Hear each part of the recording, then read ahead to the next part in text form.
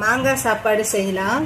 First இந்த மாங்காவை கழுவிட்டு நல்லா சீவிக்கணும். தேவையான அளவு எண்ணெய் ஊற்றிக்கணும்.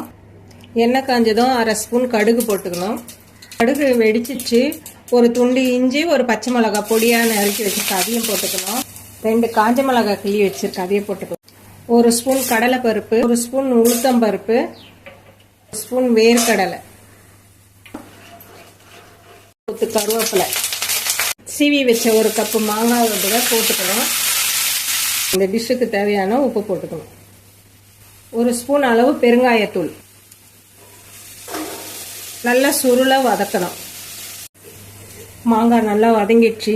நம்ம வடித்து வச்சிருக்கிற 1 கப்பு சாதத்தை அதில் போட்டு நல்லா கலரிக்கணும். 1 பிடி அளவு கொத்தமல்லி தழையை கட் பண்ணி வச்சிருக்கேன், அதையும் போட்டுக்கணும். சிம்பிளான மாங்காய் சாப்பாடு ரெடி ஆயிடுச்சு.